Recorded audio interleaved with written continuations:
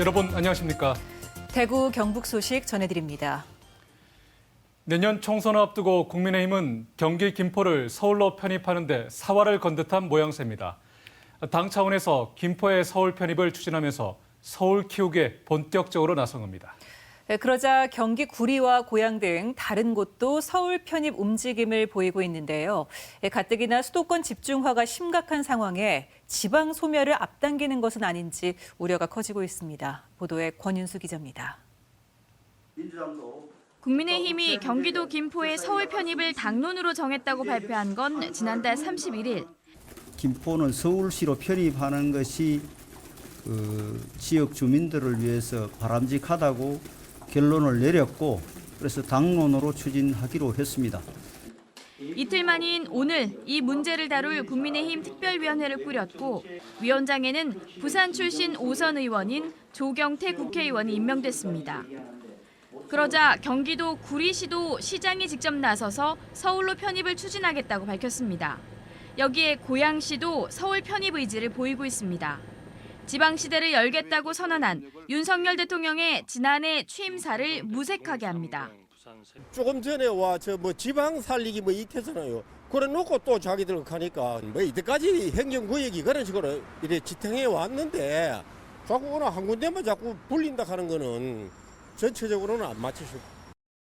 출퇴근길 지옥철로 불리는 서울 경기도 간 교통난을 해결하기 위함이라곤 하지만 서울 키우기는 지역 소멸만 앞당길 게 뻔하다는 우려가 나오고 있습니다. 인구 집중을 가속화시키고 또 지역의 청년 유출을 가속화시키고 지금 지역 소멸 그리고 대학 위기 이런 문제도 해법을 찾기가 어렵습니다. 지방분권운동 대구경북본부는 이른바 메가시티 정책을 서울에 접목할 게 아니라 영남권, 호남권 등에 먼저 실현해 수도권 집중을 완화해야 한다고 지적했습니다. 홍준표 대구시장도 자신의 SNS를 통해 이미 메가시티가 된 서울을 더욱 비대화하고 수도권 집중 심화만 초래하는 게 맞냐면서 시대를 역행하는 정책이라고 비판했습니다. 이런 가운데 대통령 직속 지방시대위원회는 어제 수도권 이외 각 지역을 기회발전, 교육자유, 도심융합, 문화특구 등 4대 특구로 정해 세제 혜택을 주는 안을 발표했습니다.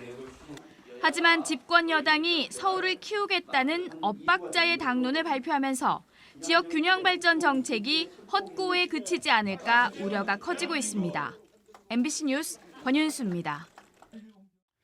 국민의힘은 오늘 최고위원회를 열어 당혁신위원회가 제안한 대로 홍준표 대구시장과 이준석 전 대표에 대한 당원권 정지 징계를 취소했습니다.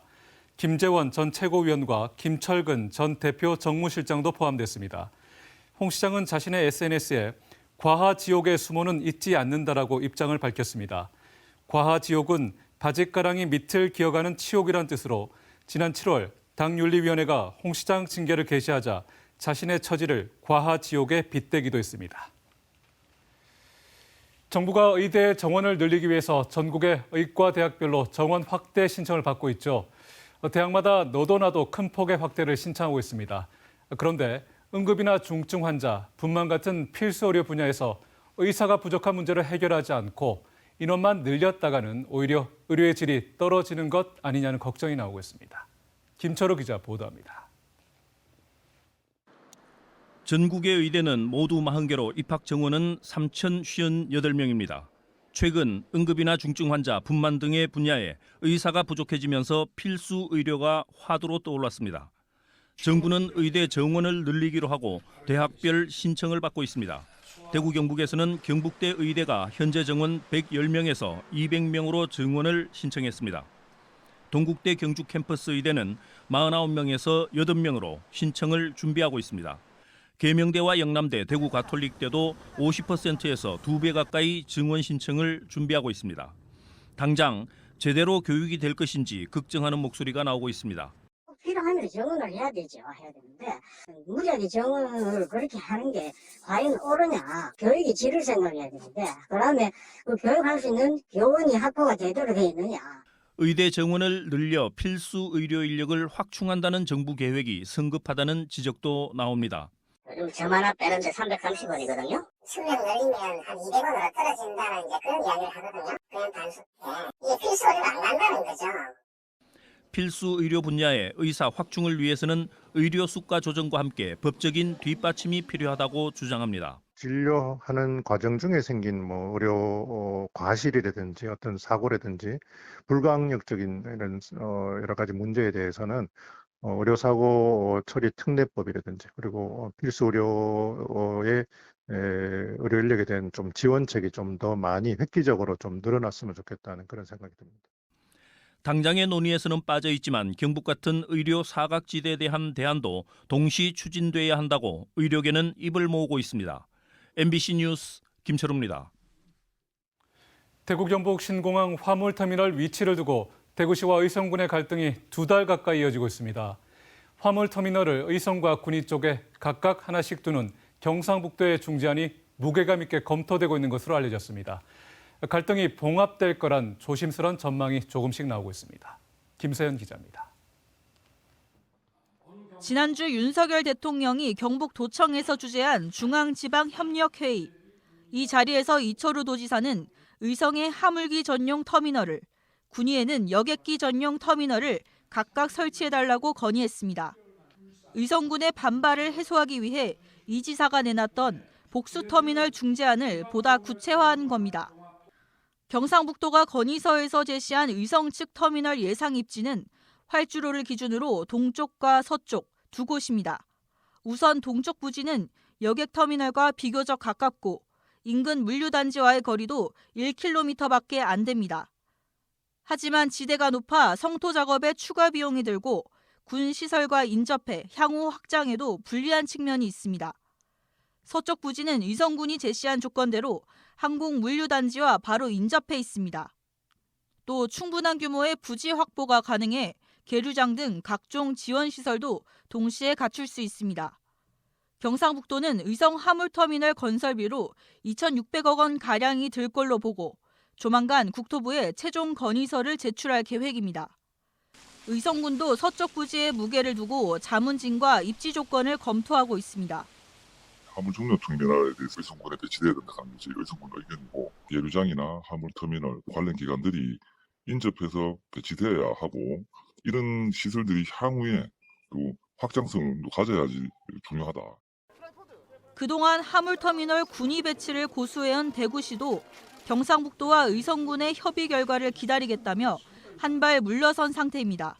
국토부 역시 해당 지자체가 건의서를 준비하고 있는 사실을 알고 있고 제안이 들어오면 곧 시작되는 신공항 기본계획 수립 과정에서 검토해보겠다며 갈등이 고조되던 한 달 전보다 전향적인 입장을 내놨습니다. 신공항을 둘러싼 이해관계 기관들이 갈등을 봉합하는 쪽으로 가닥을 잡아가는 가운데 경상북도와 의성군이 조율 중인 최종 건의안 내용에 관심이 모아지고 있습니다. MBC 뉴스 김서연입니다.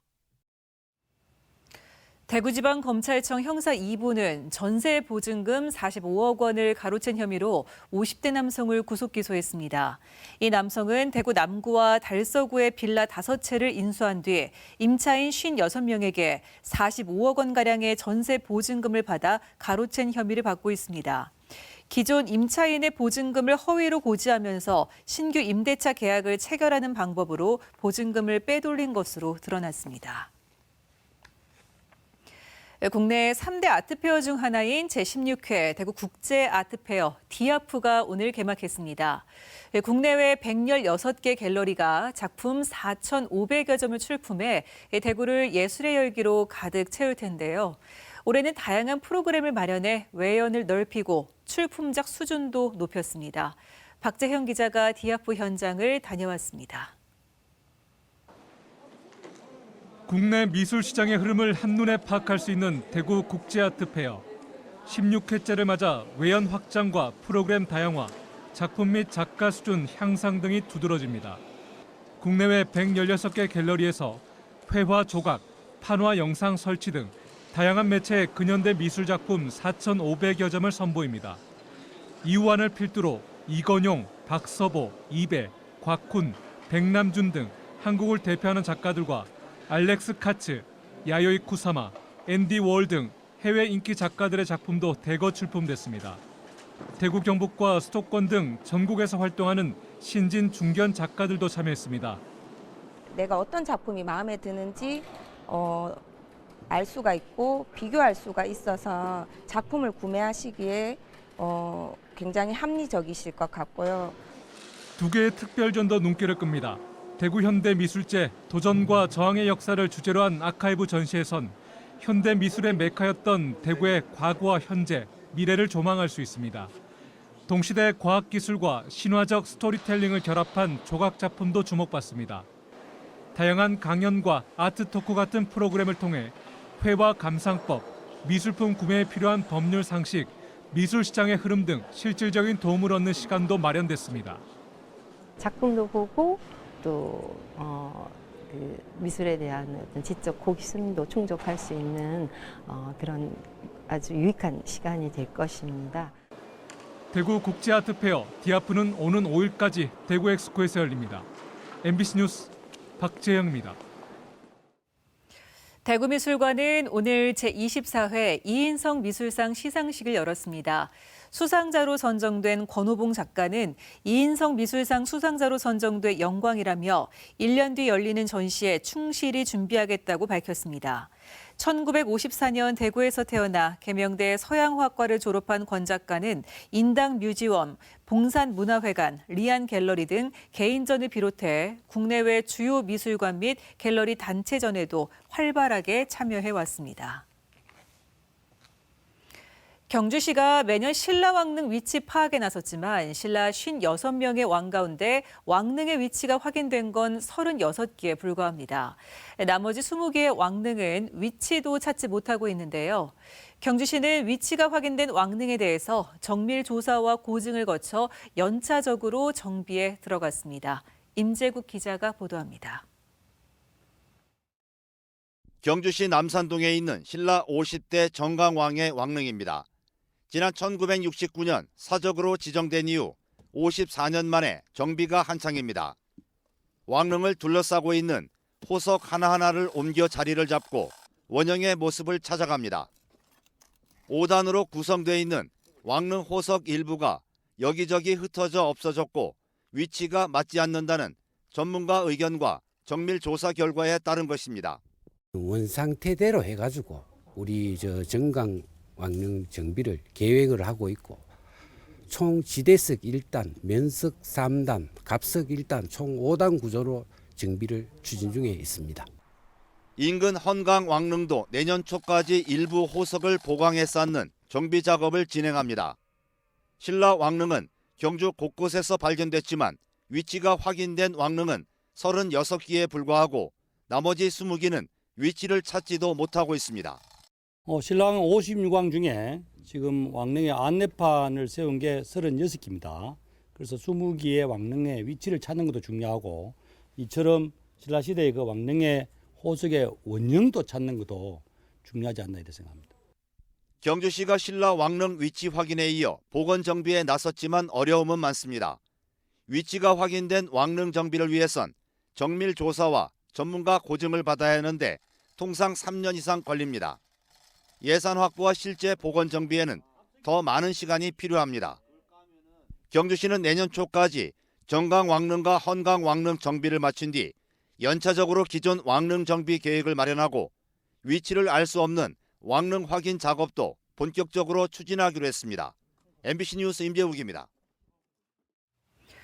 오늘 대구 경북 지역 곳곳에서 낮 기온이 역대 11월 중 가장 높은 기온을 기록했습니다. 낮 최고 기온은 대구 27.3도, 경주 29.4도, 포항 28도 등 대부분 지역에서 11월 일 최고 기온을 경신했습니다. 기상청은 따뜻한 남서풍이 지속해서 유입되고 대체로 맑은 날씨를 보이면서 햇볕에 의해 지면이 달아올랐다고 설명했습니다. 내일 아침 최저 기온은 6도에서 16도, 낮 최고 기온은 대구 24도 등 21도에서 26도로 평년보다 6도에서 8도가량 높겠습니다. 소주업계 1위인 하이트 진로가 오는 9일부터 소주 가격을 올리기로 한 가운데 대구 소주업체인 금복주도 가격 인상을 검토하고 있습니다.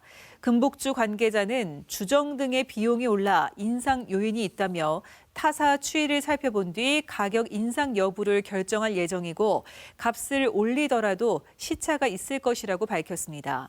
지난해 국내 시장 점유율은 하이트 진로가 66%, 롯데 칠성 음료 14.9%, 무학 6.3%, 금복주 3.3%입니다. 대구, 경북에서 금복주의 시장 점유율은 37, 38%입니다. 동북지방통계청이 오늘 발표한 대구 경북 소비자 물가 동향에 따르면 10월 대구의 소비자 물가 지수는 113.48로 전달보다 0.3%, 작년 10월과 비교하면 3.5% 상승했습니다. 생활 물가 지수는 전달보다 0.2%, 작년 같은 기간과 비교해 4% 상승했습니다. 사과와 귤 등 과실값이 급등하며 신선식품 지수가 10% 넘게 올랐고 전기, 가스, 수도요금을 비롯한 상품 물가도 9.5% 상승했습니다. 경북의 소비자 물가 지수는 전달보다 0.2%, 지난해 10월과 비교해 3.5% 상승했고 생활 물가 지수는 2.8% 올랐습니다. 대구시가 신청사 공사를 2026년 하반기에 시작해 2030년 하반기에 건립하는 것을 목표로 추진하기로 했습니다. 이를 위해 공유재산 매각으로 재원 마련 방침을 정하고 대구시 의회에 2024년, 2028년 중기 공유재산 관리 계획을 제출했습니다. 도시관리계획 변경과 시의회 매각 동의를 거쳐 내년 5월부터 공유재산 매각 절차를 시작할 예정입니다. 내년 상반기에는 폐지했던 신청사 건립 추진 전담 부서도 신설할 방침입니다.